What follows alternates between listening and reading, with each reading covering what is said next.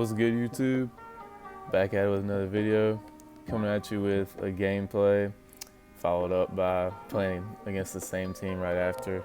We were just running some pro-am. We ran into this team. They're amateur gold, 54 and 36 as a team. They're all right, but we're 4-0. Obviously, we had to start a new team because we got up to pro bronze and we didn't want to play all those sweaties, so we just made a new team. There's a little tip for you 2K players if you're playing some pro-am 3v3, and when you get too high, you just make a new team.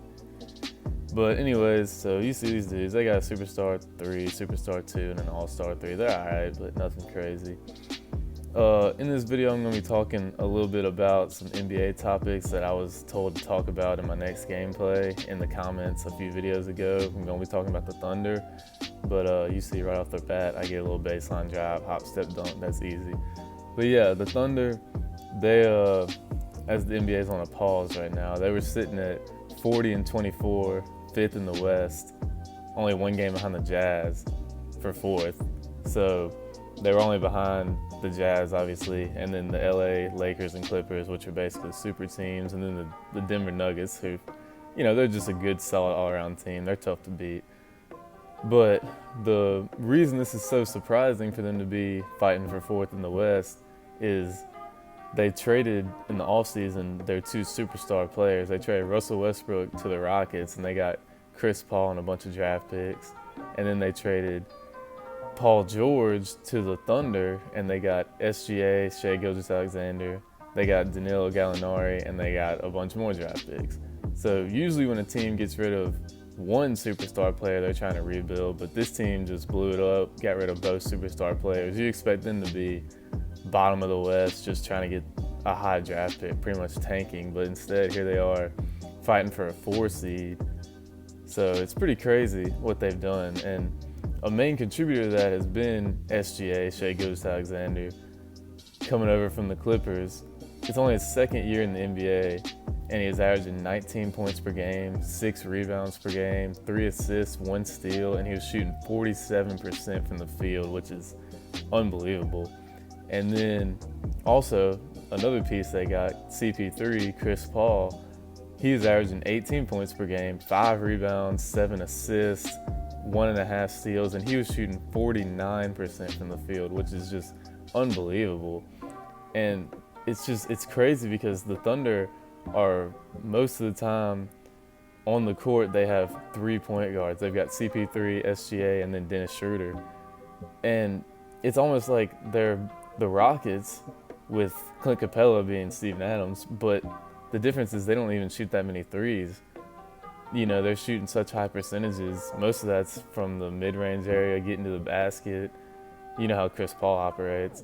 And it's crazy because it's so unconventional. You don't see 3 point guards out there much, even in this small ball NBA. And then Danilo Gallinari is not much of a power forward himself, but that's what he's running as the 4. And then they got Steven Adams just holding down the paint. And he can't shoot, so they don't even have floor spacing, 5 shooters. It's really unconventional, and it's crazy to see how successful they are. I've watched a good bit of Thunder games this season because I'm a Hawks fan. There's not a lot of Hawks games on TV because they suck right now, but I've been able to watch a lot of Thunder games. I really like watching them play.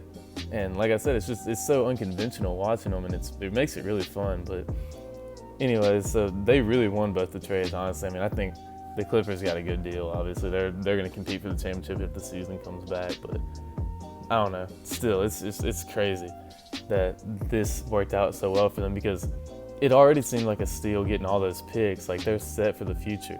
But then they got 2 players who are still contributing to get them in the playoffs and make a deep run. SGA is in the running, I should say. He's in the running for most improved player. Obviously, there's been a lot of improved players this year. There's Brandon Ingram going crazy in New Orleans. Bam Adebayo, skills contest champion. He's been having a great season in Miami. And then even Devontae Graham in Charlotte, he's been doing all right. But, I mean, Shai's got a good chance to win most improved player, and deservingly so. I mean, he's increased his points per game by 8, increased his rebounds per game by 3, and like I said, he's shooting 47% from the field. I mean, that's pretty crazy. He's having a great season, especially for a second-year player. That's the craziest part. But anyways, I just wanted to get in and talk about that. Someone told me they wanted to hear me give my opinion on them. I think they're doing a great job. I think with having to trade your 2 superstar players, they're probably in the best position you could even ask for. Props to the GM, front office, making those moves. Those were great moves. I knew when it happened that SJ was going to be a steal, because watching him, especially in the playoffs when he had to start playing for the Clippers when they were making that run, I could tell he was going to be good. I didn't know he'd be this good this fast, but again, that's just good for the Thunder, you know. But get making it in the gameplay anyways. I've been kind of distracted. They get a lucky steal there. They're taking it. It's a 1-point game. So this team, they had really good defense. That was defensive builds, I should say. Their players had good defense. They weren't the smartest, but right here, I get some stupid little hezzy when I was trying to hop stuff, and it made me miss. But it don't really matter. I got the rebound, luckily. And then it gets tipped and goes out of bounds. But you're going to see 2K helps me out right here after giving me that weird animation, because there's 6 seconds on the shot clock. I told him to give me the ball and cut. I was going to throw him a lob. But instead, my dude does a self-lob and lays it up. So I'll take that. But it's 15-12. All we got to do is just not give up any threes, and we'll be all right. So I'm playing defense on this dude. My dude wasn't the best shooter. The dude in the corner over there with the headband, he's a decent shooter. And then the rebounding wing in the corner now, I mean, he's an all right shooter. But the main guy we had to worry about was the dude Dion was guarding. And there he goes driving, getting a windmill dunk. There's a lot of hop steps in this game. That's kind of just the meta this year. You've seen me and J Money already do them. Dion's done a few. They've done a few. It's just when you get in the paint, you try to hop step. Dion gets a bad animation. I think he was even trying to hop step there, but he gets the board. That was a clutch rebound because they had to come down and score. Then we would have really needed a 3 because we'd have been down 1, but they're still in a situation where they need the 3 because they're down 1. Once we get this 2 right here, Dion gets the mid-range. That's green. Like I've said in other videos, he's a slasher with like a 97 driving dunk and layup, 98, 99, depending on what his rating is. But at the same time, he's got like a 74 mid-range because I have Hall of Fame floor general. So he's really tough to guard because if you give him too much space, he just does that little snatchback move and pulls the mid-range. You see him kind of choke there with the layup, and now we've got the ball. Give it to Dion, give him the ISO. He should be able to get into the paint after a few tries. Right there, gets right by his dude, gets a windmill. We basically just need to try not to give up a 3, but even if we do, this game's pretty much over with. So I'm trying to lock my dude up. I always try to get a steal right there. Dudes are really predictable, mostly point guards, but I couldn't get it there. He gets a dunk, so whatever. They were doing a double screen. It kind of confused me. But Dion was coming down right here, looking for game. We just give him the space. Gets right by his dude, gets a dunk. That's game. So these dudes kind of got locked up. We played good defense on them, forced some misses, forced some turnovers. It was a good game all around. We played good. We only missed a few shots. One of them was my stupid shot. One of them was Dion's stupid shot, where we got bad animation. So overall, we played good. Watch my dude flex right here with the one-handed push-ups. Just letting them know I'm like that. But anyways, you see our stats from the game. And then next game we played, you'll be able to tell by the record it's the next game.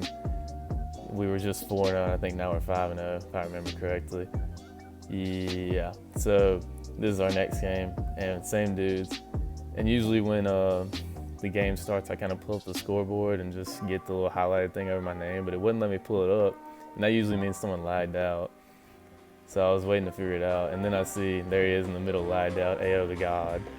And then I was like, oh man, we're gonna have an AI. But they followed suit. So we made a whole team rage quit. I appreciate everybody for watching. This is just a little video to talk about what I need to talk about with the Thunder and get a little content out there. I've got a really funny video planned. It's gonna take a minute to edit because it's got a lot of clips and stuff, but I'm figuring more stuff out. I got the thumbnails as you've been seeing. And anyways, I'm gonna cue the outro. Peace out, y'all.